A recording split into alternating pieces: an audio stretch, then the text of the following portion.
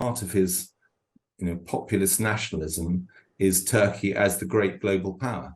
And that is its unique selling point, its ability to bridge between East and West. Nick Baird is a former UK ambassador to Turkey. He met President Erdogan on numerous occasions, and we can talk to him now. Hello, Nick. Hi, very good to be with you. Great to have you with us. First of all, how do you think President Erdogan has managed to win this election despite pretty appalling economic problems, 44% inflation, and a lot of criticism of his handling, for example, of the earthquake? I mean, I think the first thing to say is it was quite close. 52-48 does show a very divided society. But I think the answer to your question is that fundamentally he is a hero to many of the Anatolian working class who are his sort of key constituency. And for him, particularly in the first decade of his rule, he brought them prosperity, and perhaps even more importantly, he made them feel that their socially conservative culture was the dominant culture in Turkey. They were no longer looked down upon. They were no longer disenfranchised. I mean, in the period before Erdogan, if any political leader came to power or came near to power with an Islamic tinge, the army simply stepped in. That can never happen anymore. And so, in spite of worse economic performance and the tragic earthquake, he still remains a hero to many. I know that you met him when you were ambassador in Turkey. I mean, what was he like to deal with? Yeah, so he is a charismatic and imposing figure. When he walks into the room, he's a street fighter. He engages really well with his own base and his own constituencies. I'll give you a really good example. I saw him during the state visit of the late Queen. We had in the embassy grounds, we had a football match, which was essentially a British Council project, which was bringing street kids into society through football. And he just took his jacket off and played with them, and he was brilliant. And he has that sort of popular knack. In terms of dealing with him, there's not much small talk. He's highly transactional, but he absolutely can develop good and transactional relationships with world leaders. During my time, he had a strong relationship with Tony Blair, and it was transactional, and that's how he operates in foreign policy terms. He wants something back for what he can give. And Turkey is in an absolutely crucial position strategically, isn't it? And President Erdogan is in this interesting position of leading a country that is a key player in NATO, but he's also retained close relationships with Moscow. I mean, he even talked recently about his special relationship with President Putin. Yeah, and I think that's exactly what he feels gives him, as Turkish leader, the most power, to have a foot in both camps and to bridge between the two. So he can, for NATO, he can be the person who can influence the Russians, and for the Russians, vice versa. And I do think, as we look at how Turkey's positioned itself on the conflict, in most cases he's voted with the West and the big UN votes.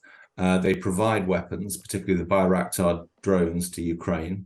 But on the other hand, they don't impose sanctions on Russia, and they retain a dialogue with them. They were, of course, the key broker of the deal to lift the Ukraine grain embargo. And I do think that if we ever get to a point with the Ukraine-Russia conflict where some form of negotiation is possible, I think Turkey could have a key role. And that's one of the things that he sees as core, that being able to bridge between East and West. Part of his populist nationalism is Turkey as the great global power, and that is its unique selling point, its ability to bridge between East and West. Because Turkey did play a role in securing that agreement to allow grain exports to resume from Ukraine. But how delicate then is the relationship between the UK and Turkey? Because, I mean, as you're saying, it plays this crucially important role. But as we were hearing from Hannah Lucinda, the record on human rights, on a free press, or almost certainly a lack of it, and we're going to be talking more about that in a minute, the crackdown on gay rights, his record in power on those sorts of issues, and his relationship with President Putin makes him a very difficult figure for Rishi Sunak to decide how to deal with. I think that's exactly right. I mean, he is a difficult partner. There's a lot of very disobliging rhetoric a lot of the time. He's not playing it straightforward for us in terms of Sweden's succession to NATO. But on the other hand, he knows, and he's actually quite a good judge of how far he can go. He knows that he is useful to the West in, particularly at the moment in the Russia-Ukraine context, but equally, in other potential future situations where there's a difficult partner for the West who he could well influence. I mean, Iran would be another example where he has the capacity to influence in a way that the West might find useful at a certain point. When you look, though, at the way he runs his country, what do you think we should expect for the next 5 years? I mean, presumably he will feel emboldened by this victory. Yeah, I think there's a big question there. I think at the core, the country will remain populist nationalist, semi-autocratic, and socially conservative. So I don't think there's any chance of it, going full autocracy like Russia or China, and certainly not full theocracy like Afghanistan. That won't happen.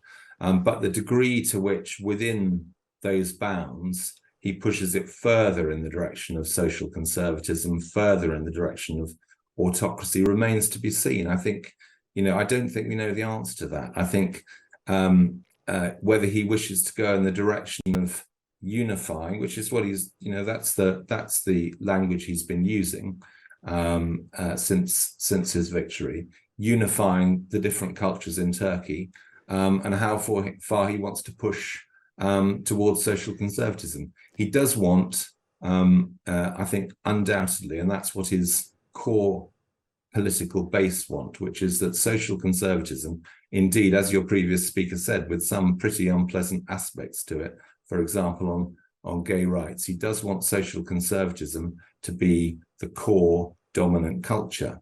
But will he try and stop other cultures from flourishing?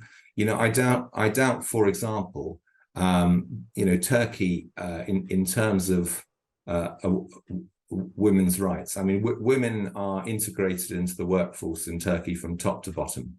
And I don't think there's any question that he would ever try to stop that, because it's a core part of, the success of Turkey's economy. And, a really successful economy is something that he will actually want to try and achieve as part of Turkey, the great global power, which is part of his narrative. Yeah. And indeed, when you look at tourism, it's interesting how that's developed, because, of course, it's still possible for Westerners to go and have, a very, very free holiday, all the things you get from a beach holiday in the normal way, including alcohol and being able to wear bikinis and so on and so forth. But alongside that, there are now resorts which are very much aimed at observant Muslims. And will he continue to have a country in which those two cultures can operate alongside each other or not? And I think there's a big question around that, and I don't know the answer to it.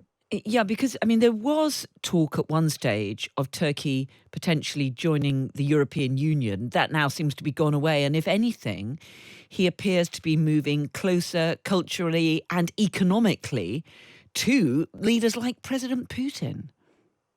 I mean, there's certainly an element of that, but it's a question of the degree to which that is the case. I mean, economically, for example, the links with Europe remain extremely strong. Although, as you say, European Union membership is not a realistic possibility in the near term. It's part of the customs union. So there's tariff-free trade between Turkey and Europe. It's about 50% of Turkey's exports. I mean, it's critical to our supply chains around automotive, white goods, consumer electronics, and so on. So there's a very, very strong economic tie. It remains a member of NATO. And so as I say, I would come back to the point that I think that he believes that Turkey is at its most powerful, which is what he wants, when it is a bridge between the two and hasn't completely given up on one side or the other.